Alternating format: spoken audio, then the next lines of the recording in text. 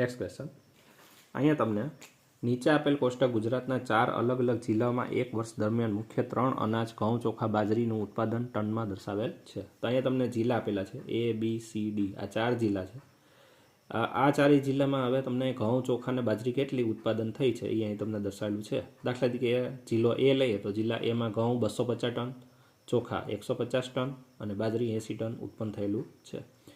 તો એવી રીતે અહીંયા તમને 4 જિલ્લા અને 3 પ્રોડક્ટ આપેલી છે. ઓકે, એના આધારે આપણને અહીંયા પ્રશ્ન પૂછેલા છે. બરાબર, તો પ્રશ્ન છે પહેલો, એમાં શું કીધું છે કે તમામ 4 જિલ્લાઓ મળીને કયા અનાજનું કુલ ઉત્પાદન સૌથી ઓછું છે.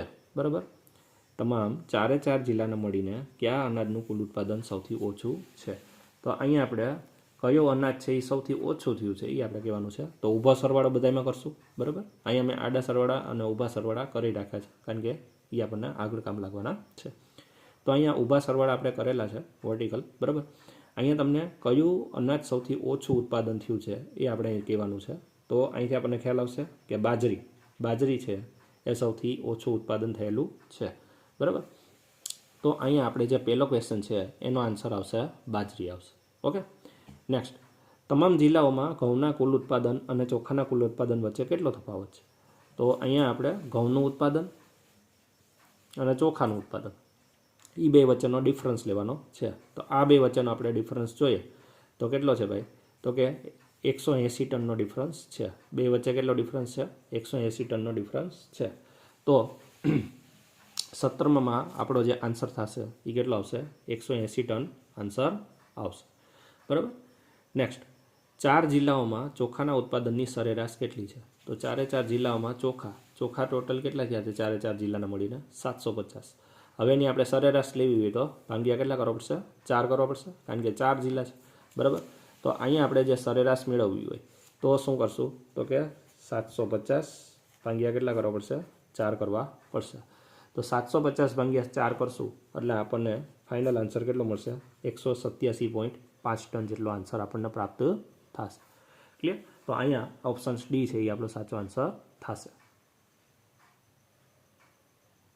નેક્સ્ટ, ઇલેક્ટ્રોનિક્સના શોરૂમમાં ડિસેમ્બર મહિના દરમિયાન વેચાયેલ 4 અલગ અલગ ઉપકરણો એસી, ટીવી, ફ્રીજ અને વોશિંગ મશીનની સંખ્યા અને તેની સરેરાશ કિંમત 1000 રૂપિયામાં દર્શાવેલી છે. ઓકે, તો અહીંયા તમને 4 ઇલેક્ટ્રોનિક્સ આઇટમ આપેલી છે, એસી, ટીવી, ફ્રીજ, વોશિંગ મશીન. વેચાયેલ એકમોની સંખ્યા એટલે કે કેટલી સંખ્યામાં એસી વેચાણા છે, ટીવી વેચાણા, ફ્રીજ, વોશિંગ મશીન એવું આપેલું છે અને સરેરાશ કિંમત કેટલી છે એની આપણને કીધેલું છે. ઓકે, તો હવે આના આધારિત આપણને જે પ્રશ્ન પૂછેલા છે, 2 પ્રશ્ન પૂછેલા છે, 19 અને 20. તો 19મો ક્વેશ્ચન શું કહે છે કે કયા 2 ઉપકરણોમાં વેચાણથી થયેલ કુલ આવક સમાન છે, કુલ આવક. બરાબર, તો અહીંથી આપણે પહેલાં તો આવક મેળવવી તો શું કરવું પડે, તો એકમોની સંખ્યા અને સરેરાશ કિંમત બેયનો શું કરવો પડે, આપણે અહીં ગુણાકાર કરવો પડે. આ બધાનો શું કરવું પડે, ગુણાકાર કરવો પડે, ત્યારે આપણને શું મળે, કુલ આવક મળે. બરાબર, તો અહીંયા મેં ગુણાકાર કરેલા છે. પહેલામાં 1400 આવશે, બીજામાં 2700 આવશે, ત્રીજામાં 1400 આવશે અને ચોથામાં 1600 આવશે. બરાબર, હવે આ જે છે એ આપણે હજારો, આની પાછળ 3 મીંડા લાગશે. બરાબર, હવે શું કીધું અહીંયા કે કયા 2 ઉપકરણમાં વેચાણમાંથી થયેલ કુલ આવક સમાન છે. સમાન એટલે બેયની સરખી હોય તો કયા કયા છે, તો અહીંયા જોવા જશું તો આપણે 1400 છે પહેલા અને ત્રીજામાં. તો પહેલું અને ત્રીજું કોણ છે ભાઈ, એસી અને ફ્રીજ. તો એસી અને ફ્રીજની જે આવક છે કુલ એ સમાન છે. તો આપણને એ જ પૂછો છે કે કયા 2 ઉપકરણમાં વેચાણથી થયેલ કુલ આવક સમાન છે. તો કે એસી અને ફ્રીજ વેચતા આપણને કુલ આવક સમાન મળે છે. નેક્સ્ટ ક્વેશ્ચન, એસીની સરેરાશ કિંમત ટીવીની સરેરાશ કિંમત કરતાં આશરે કેટલા ટકા ઓછી છે. એસી અને ટીવીની અહીંયા વાત થઈ છે અને સરેરાશ કિંમતની વાત છે. તો એસીની સરેરાશ કિંમત કેટલી છે, 35, અને ટીવીની સરેરાશ કિંમત કેટલી છે, 45. તો કેટલી ઓછી છે એ આપણને વાત કરેલી છે. તો એસી અને ટીવી વચ્ચેની કમ્પેરિઝન છે. એસીની છે 35, ટીવીની છે 45. કેટલી ઓછી છે, તો કે 10 જેટલી ઓછી છે. તો આનો આપણે દાખલો ગણવો હોય તો કેટલા કરાય, તો કે કેટલી ઓછી છે ભાઈ, 10 એસી કરતાં, એટલે નીચે આપણે એસીની સરેરાશ કિંમત રાખવી પડશે અને ગુણ્યા ટકામાં ફેરવવા માટે આપણે કેટલા કરવા પડશે, 100% કરવા પડશે. બરાબર, આનો આપણે દાખલો ગણશું. બરાબર, છેદ ઉડાડીને. તો અહીંયા આપણે કરશું 5 × 35, અહીંયા કરશું આપણે 20 × 5 = 100.